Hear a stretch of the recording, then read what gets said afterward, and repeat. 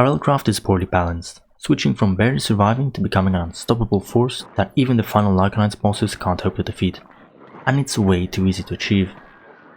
If it's for completionist purposes, speedrunning, or you just want to be absolutely safe before fighting the last 3 RLCraft bosses, then sure, but otherwise I'd avoid doing this, because RLCraft would basically become easier than vanilla Minecraft. In normal Minecraft you'd be fighting 3 zombies, but at least they'd be threatening to an extent. In RLCraft, sure, you're fighting something 50 times harder, but there's no threat at all, and that just defeats the purpose of playing a hard Minecraft modpack, at least in my opinion. Now, the only form of balancing that's going to stop you is reaching the minimum required level to do things, forcing you to grind for levels, because that's great game design.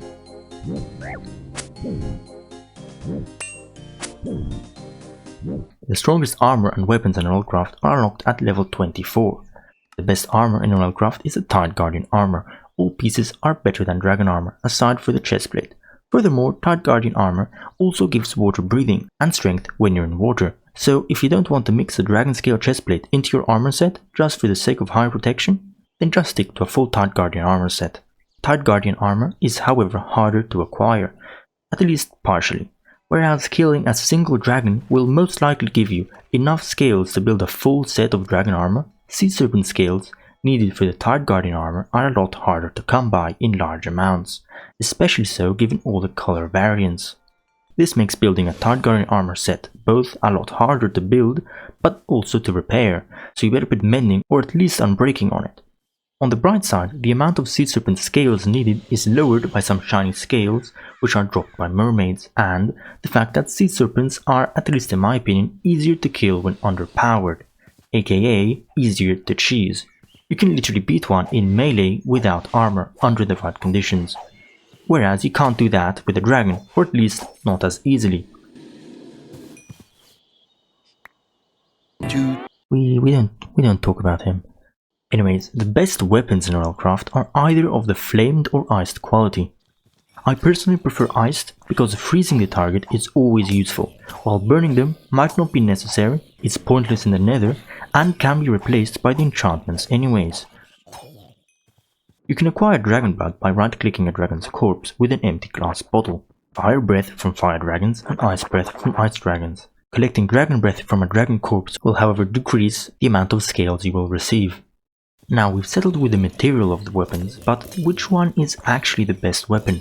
This varies a lot based on personal preference. There isn't really a best or worst. If you really want to know, here's a video where I explain everything in depth. But if you don't care about the weapons specializations, then the saber and greatsword are the best all-rounders.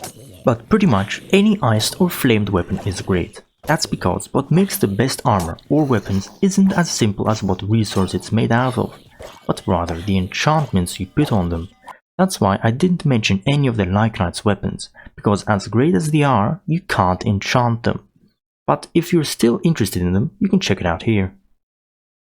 Now RLCraft has a ton of enchantments, and everyone keeps overcomplicating things by giving you these daunting lists of enchantments that you should be putting on your equipment. But you don't have all those enchantments, and with so many in total, the chances of finding even only half of them is pretty slim. If you know a thing or two about enchanting, you'll know that each enchantment you place cannot be removed, and will double the next enchantment price. So building that god equipment isn't really something realistic, and you'll probably only ever manage to build it once you've completed RLCraft, meaning that there's no actual practical reason to go through all that trouble to create these god tier weapons and armor, especially since Lycanite's mobs have damage caps, so you literally can't do any more damage. Adding that 20th enchantment is pretty much like adding a name. It's cool to look at, but that's about it. RLCraft is actually a lot simpler than that. The only enchantment you really need for armor is protection, and protection 4 is actually already enough to beat all Lycanite's bosses. That's in fact what I beat them with, and that's without considering that advanced protection 4 exists, which is way stronger than regular protection. Then you've got people complaining that RLCraft doesn't have the updated Ice and Fire mod that makes dragon AIs more cheesable than they already are, and it adds an armor set that's literally twice as strong as any other armor in the game. Just go ahead and turn on creative mode at that point. Weapons get a bit more complicated, but as long as you have either lifesteal or vampirism together with protection 4 armor, you're basically immortal. Comparing the two, lifesteal 4 is stronger because it will heal you every hit.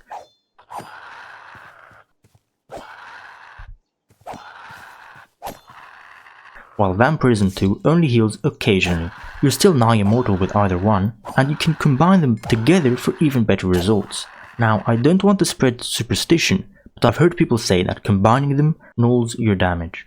I've both tested it here, where you can see that it's working just fine, and if that's not enough, I've even been using it in one of my RLCraft series, and it's been working just fine.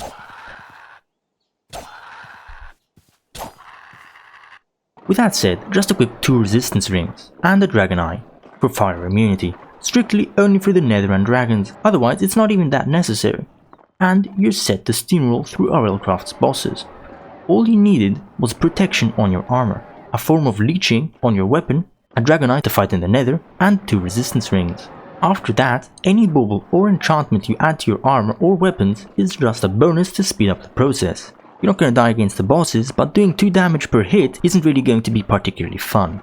To keep the list short, Supreme Sharpness 5 would single-handedly be enough for all the damage boosts you need on a melee weapon. Now, I'll list my recommendations as optionals.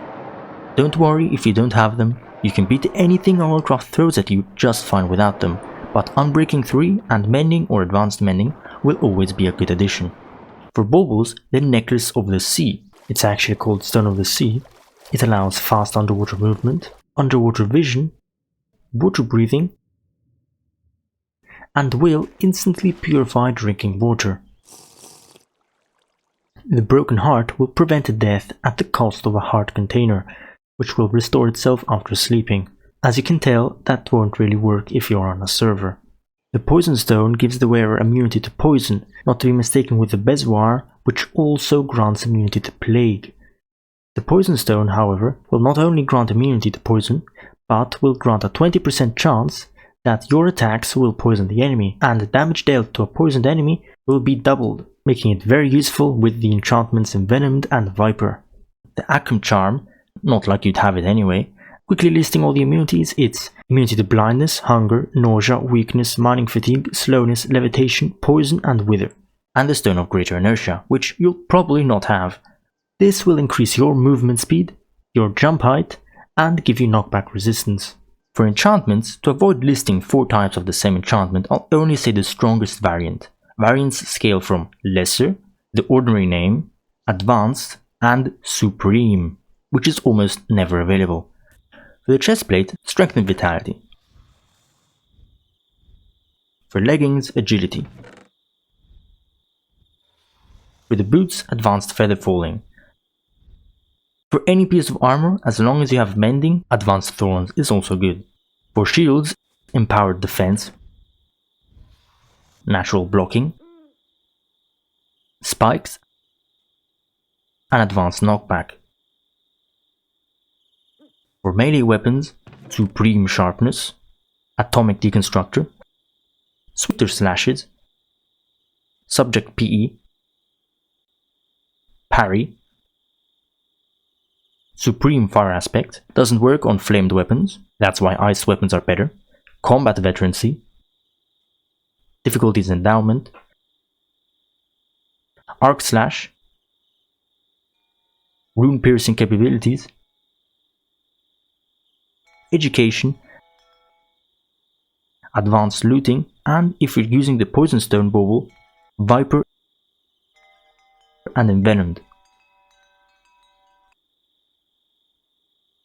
For bows, Advanced Power, Rapid Fire, Infinity, Rune Arrow Piercing, Dragging, Supreme Flame, Combat Veterancy, and Range. Every enchantment that I haven't mentioned is either not particularly good or incompatible with another enchantment that I think is better. Last but not least, Upgraded Potentials. This is an enchantment that will reset the enchantment cost of your equipment, effectively allowing you to create those god tier weapons, which are completely unnecessary, but who wouldn't want to have them? Just to conclude things and keep it simple, survival in RLCraft doesn't depend on damage. Damage only makes things go faster. The only thing you really need is damage resistance. With protection, you receive less damage. With rings of resistance, you receive less damage. You reach a point where you receive so less damage that the lifesteal on your weapon will heal 10 times the damage you receive, basically making you immortal. This is the entire concept of how to become OP in RLCraft. It's that simple. Furthermore, you even have pets, summonings and all sorts of things that can help you. So if you haven't really upgraded anything in damage output, you can get a helping hand from them. And don't underestimate how useful they are. If you're not certain, then you might want to check this video out, where I show you that only one pet single-handedly can keep multiple spawners under control on its own, without any of my intervention. I know I might have sounded sassy, I hope you don't take offense, but that's just my playstyle. If you're interested in watching me play, I've even got a hardcore series, where I've purposely made my life even harder than it needed to be. Thanks for watching, bye.